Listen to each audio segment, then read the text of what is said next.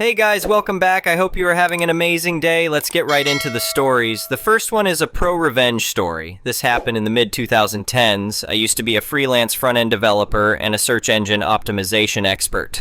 Back then, getting on the first page of Google was still relatively straightforward. While link exchanging was popular but risky, I never engaged in that practice. Instead, I had a single website with significant PageRank influence due to its direct link from one of the world's most trusted websites. I would use this website for my best clients, helping their PageRank and search engine position leapfrog other, older, and more established websites. One day, I was approached by someone I'll call Alex. Alex ran a luxury vacation rental business and needed to revamp his basic existing website with a complex one that required some tricky back-end coding. I could handle the front end, but I had to hire a back-end developer to build the functionality.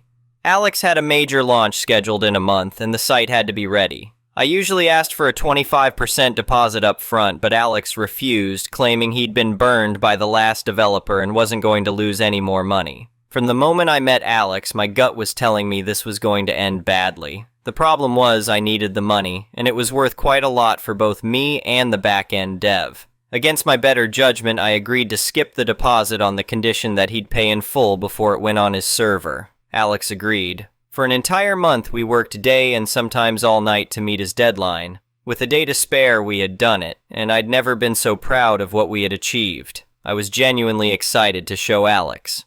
The next day, I sent the link to my test server and called him to discuss it. "Hey Alex, what do you think of the site?" I asked eagerly. "It looks good," Alex replied, "but I'm worried my server's PHP version might be too old to run it." I assured him it would work, but he persisted. "I'm too scared it won't, and you'll just wash your hands of it." We went back and forth, but he was insistent that the site be uploaded and tested on his server before he'd part with a penny. I chatted with my dev. He didn't like it either, but agreed we would upload our work onto Alex's server. Alex gave me the FTP details and server login, and I uploaded the site. I told him it was live, and then nothing. I sent several emails and made multiple phone calls. The emails went unanswered, and the phone went to voicemail. Sensing a major problem, I rushed to my computer, fired up my FTP program to delete our work on his server, and access denied. He had locked us out, and the following day he went live with our work. For several days, I tried phoning until one morning he answered. "Listen," Alex said coldly, "I'm not ever going to pay you, and there's nothing you can do about it." Then he hung up. Rage was an understatement for what I felt. I was shaking, still holding the phone in my hand. For the next hour, my range of expletives grew in complexity. As I sat there figuring out what to do, it hit me. Revenge would be mine. I registered a new domain name, which was Alex's vacation rental domain name plus sucks at the end. If Alex's website was called alexluxuryvacations.com, I had purchased alexluxuryvacationsucks.com. I uploaded our work, essentially an exact mirror of his live website, onto my new domain. I used my all-powerful mega PageRank domain to link to my new Sucks domain. Within a month, my website jumped above his in Google for every conceivable search phrase you would use for the vacation rentals he offered. No matter what you typed in, my site was the first result, and his was always below mine. During that month, I created a second website, which was Alex's full name with Sucks at the end. On the second website, I posted what happened, screenshots of his emails, and warnings about his fraudulent behavior. Alex had a somewhat unusual first and last name. Again, within a month, my website was above his own personal website. I then forgot all about it. About 4 months later, I received a cease and desist email from a law firm. A quick Google search revealed the firm was fake and didn't exist. I replied, "I'm not ever going to take them down, and there's nothing you can do about it." Every now and then, I'd get emails from people he had conned by taking their money for vacation rentals, but never actually booking them. I'd put those on both of my websites, making sure those juicy, important keywords, his full name and company name, were spread across each negative review. A few more months passed, and I got an anonymous email linking to a new domain called My Name Sucks. The message read, "Remove your 2 websites, and I'll remove this new one." A quick search showed it wasn't even on Google. No one could find it. I replied for a second time with his own words. "I'm not ever going to take them down, and there's nothing you can do about it." As each month passed, I received more and more emails from people saying they'd been ripped off. I kept adding them to my website. It turned out the vacation rental industry was well regulated, and they started an investigation into Alex's company using my website as their main source of information. I got a call from Alex. He was not a happy man. In fact, he sounded desperate and resentful. "Please," Alex pleaded, his voice trembling. "I'm begging you to pull the sites down. The Vacation Rental Association is investigating me, and I have some very important friends who don't appreciate the bad press I'm causing in their circles." He offered to pay me the money he owed. Nothing more, just what he owed. For the third time, and with a massive smile on my face, I said, "Listen, I'm not ever taking them down, and there's nothing you can do about it." A few months later, I discovered his vacation rental company had been removed from all industry associations. No matter what you typed into Google, my website outranked his, and all the bad reviews on my site were the first thing his potential customers would see. I had crippled his business so badly, it went bust. During the collapse, one of his ex-employees contacted me and told me how hard Alex had worked to get my websites off the first page. He had registered dozens of other domains in the hopes some would jump ahead. Little did he know only the top dozen websites in the world could outrank it. Apparently, his property was tied into loans for the failing business, and he lost his house too. It took me just about a year to turn his business from a cash cow to a dead cow. The moral of the story, if you ever think about messing with a dev, don't. Updates. Many of you are saying I should have taken the money and not pulled the sites down. At that point, it wasn't about the money. He thought he could simply buy his way out of it after pretending to be a lawyer and then trying the same trick on me. Him knowing I didn't care about the money anymore must have driven him crazy because money was all he cared about. He then knew he could do nothing to stop his business from going down the drain, and all he could do was watch it all fall apart around him. The next one is an entitled people's story. I never thought I'd be in a battle over a tree, but here I am. My name's Mike, and I've lived in this quiet suburban neighborhood for over 20 years. It's been a great place to raise my kids, who are now off to college. The centerpiece of our property has always been this massive 100-year-old oak tree in the backyard. It's majestic, provides amazing shade, and has been home to generations of wildlife. Everything was fine until about a year ago when a new family moved in next door. The wife, who I'll call Karen, because, well, she is one, immediately started causing problems. She joined our neighborhood's homeowner association and quickly became its most vocal member, constantly complaining about every little thing. At first, it was small stuff. She'd leave passive-aggressive notes about my grass being half an inch too tall or my trash cans being visible from the street for more than 12 hours after pickup. I tried to be a good neighbor and comply, but nothing was ever good enough for her. Then came the day she set her sights on my beloved oak tree. I was out mowing the lawn when Karen marched over, a fake smile plastered on her face. "Hi, Mike," she said, her voice sickly sweet. "I wanted to talk to you about that big old tree of yours." I wiped the sweat from my brow. "What about it?" "Well, it's dropping leaves into my yard. It's really quite a nuisance. I think it needs to come down." I laughed, thinking she was joking. "Karen, it's a tree. Trees drop leaves. That's what they do." Her smile disappeared. "I'm serious, Mike. That tree is a hazard. What if it falls on my house? I'll be bringing this up at the next homeowner association meeting." I shook my head. "Karen, that tree's been here longer than any of us. It's healthy and sturdy. There's no reason to cut it down." She huffed and stormed off. I thought that was the end of it, but boy was I wrong. Over the next few months, Karen waged a campaign against my tree. She brought it up at every homeowner association meeting, claiming it was diseased. It wasn't. That it was attracting pests. It wasn't. And that it was lowering property values. It definitely wasn't. Each time I had to defend my tree, bringing in arborists to confirm its health and explaining the benefits of having mature trees in the neighborhood.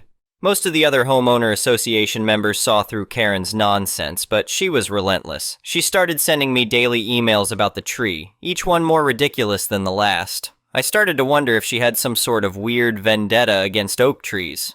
Then, one day I came home from work to find a notice taped to my front door. It was from the homeowner association stating that my tree had been deemed a hazard and needed to be removed within 30 days. I was furious. How had Karen managed this? I immediately called an emergency homeowner association meeting. It turned out Karen had managed to schedule a meeting when she knew I'd be out of town for work. She'd brought in her own expert, later found out to be her cousin who once took a gardening class, who declared the tree unsafe. The other members, not wanting to argue, had agreed to the removal. I wasn't about to let this go. I hired a lawyer and a certified arborist. The arborist valued the tree at around $70,000 due to its age, size, and species. My lawyer sent a cease and desist letter to the Homeowner Association explaining that the tree removal notice was obtained under false pretenses and that if any damage came to the tree, we'd be seeking compensation for its full value. This seemed to put a stop to Karen's plans, at least temporarily. The Homeowner Association backed down and I thought the matter was settled, but Karen wasn't done.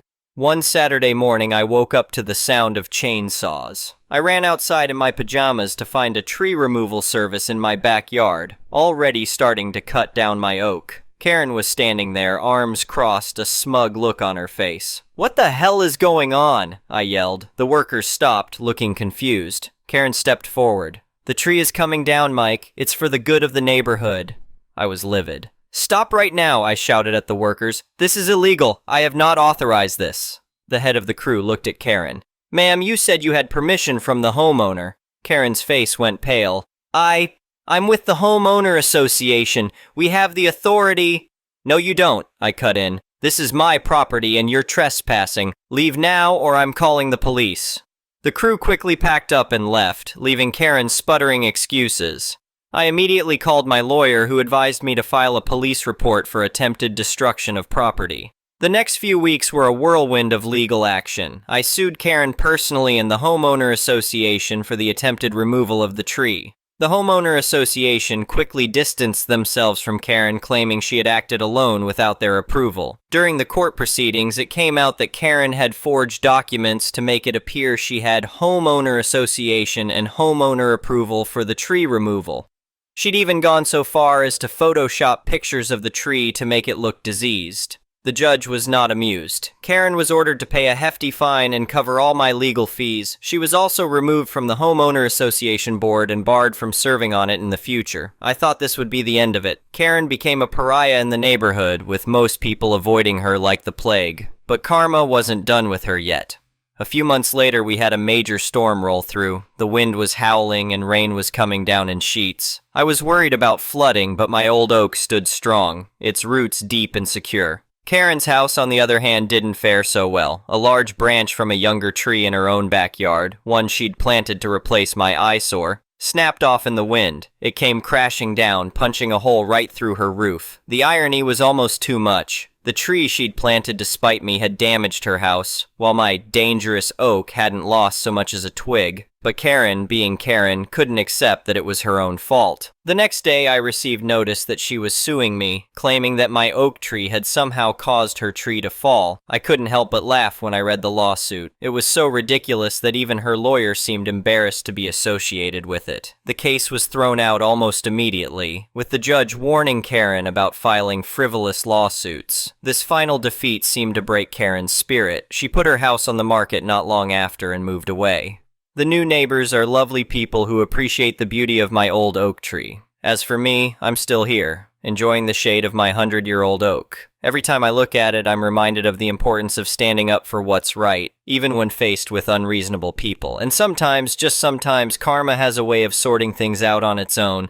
The next one is a petty revenge story. This was years ago, actually, decades ago. I was 25 YO when I was able to buy my first house. It meant a lot to me. I was just a laborer, and it took everything I had to pay rent, eat cheap, and save for the down payment. I didn't come from money, nor was I afforded any type of generational wealth. I had to get a conventional loan which had a higher interest rate. Plus, the house had to meet certain requirements in order for the home to qualify for the loan. That means an inspector had to check the property and make an assessment. I met the inspector at the house. I was renting a home just one street over. The inspector showed me the list of things the homeowner had to fix. Two of the biggest were all electrical outlets needed to have dielectric grease on the connectors. House had aluminum wire, not copper. Long story longer that helped prevent electrical fires. The other big thing was the soil around the house had to slope away from the foundation. I knew the sellers were not going to fix any of that stuff and someone else could afford to buy via cash or a different loan mechanism. I asked the homeowner if I could fix those items myself. They had no issues.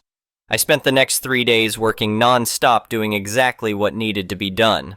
On a Monday, the inspector came out and said the ground sloping away wasn't good enough. I was there with him and told him I did the best I could and I was the person buying the home and I would do exactly what he wanted, but I first needed to secure the purchase. He looked at everything on the list and the dirt was the only item that was of issue. He must have took pity on me because I got the loan and stated to move in. The first issue I had was a neighbor across the street and 2 home over kept parking in my driveway. Every time I came with a truck, he had his car parked in my driveway. I didn't even know who owned the car. I started to knock on doors. One neighbor pointed me to the guy's house. He would not come to the door. I just as polite as possible yelling through the door that I need him to move his car because I am moving in. After 10 minutes, nothing. So I went back and very polite told him his car was now on a tow truck and I was giving him the tow truck company's card on his porch. It was amazing how fast he got to the door then. He opened the door and ran past me only to see his car still parked in my driveway. He turned around and said I lied. I said his car will be towed in about 10 minutes by the company I worked for, Tow Jam. He moved his car right then. I didn't work for a tow company. But it didn't matter. I believe it was a deterrent for him to believe it. Was it petty? I believe so. The next petty thing that took place was between myself and my next-door neighbor. Our driveways were next to each other with a strip of yard that separates the drives as well as the properties. He had a young teenage son that was always working on his POS in their driveway. One day the kid drives off of his driveway and through my yard and out my driveway. I was a little ticked off. A little later he returns home and again drives to my driveway across my yard onto his driveway. I walk up to their front door knock, and when the door opens, I'm greeted with the teenager says, "What?"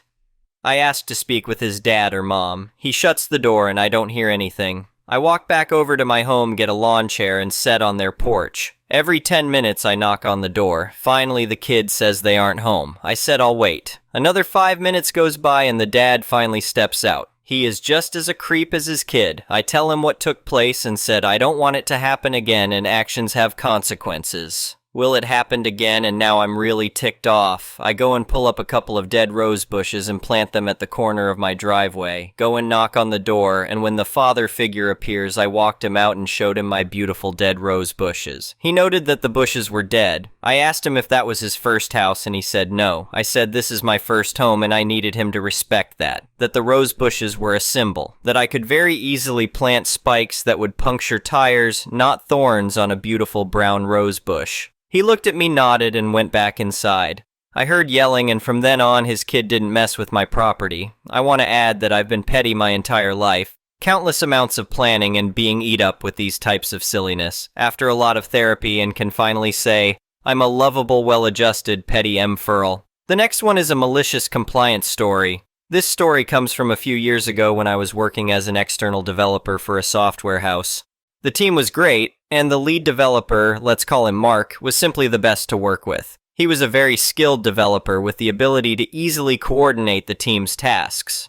We also had a manager, John, who was friendly and easy to talk to. Our job was going smoothly. The company tracked the progress of various projects using software where John divided them into different steps. John set up these steps very broadly, e.g., analysis, initial setup, development, release, maintenance, to avoid creating too many of them. We then needed to input the time we spent on each of these steps. If the project was missing some steps or hit the budget cap, we couldn't input our timesheets and technically weren't allowed to start working. Per company policy, our duty was to inform our direct superior about these issues, in this case, Mark. He would then inform John, who would finally have to increase the cap. As the good manager that he was, John knew all these steps were a huge waste of Mark's and our time, so he allowed us to temporarily sign our timesheets locally and continue our work. He would gather all our cap increase requests, handle them simultaneously, and then directly let us know we could input our timesheets into the software. Then, the company got acquired by a hedge fund.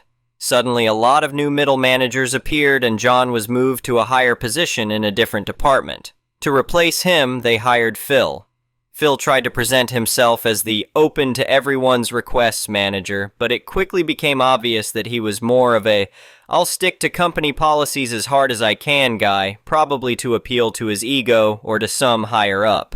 The first thing he did was completely change the project's organization to better track the project advancement. Now, in a project, every task, every little change had its own step and budget cap. Remember, if the step was not in the software, we weren't allowed to start working on it. He then enforced our daily timesheets input. It became mandatory to input them by the next day at the latest, so we could be more responsible about marking the project's progress. This might have been fine if it weren't for the fact that project budgets were drastically reduced.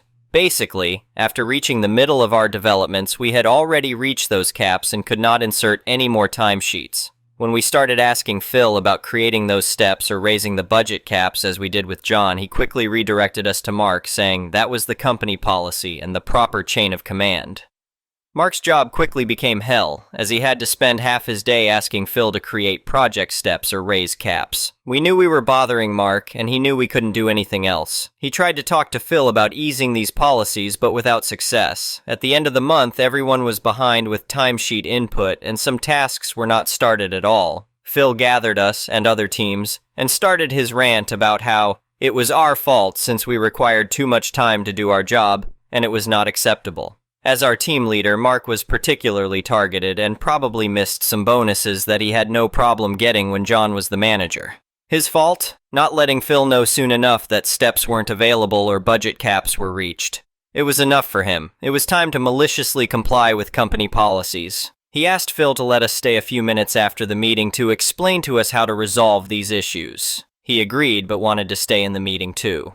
Mark calmly said to us, "It is imperative that you tell me, and only me, that steps are missing or caps have been reached as soon as you notice. You must send me an email with this precise subject. I'll then inform Phil. Only email requests will be accepted." He emphasized several times that the email needed to have a specific subject format, like Project X, Step Y, missing, or Project X, Step Y, cap reached. And every time he looked at us with a look that said, "Just do as I say, trust me."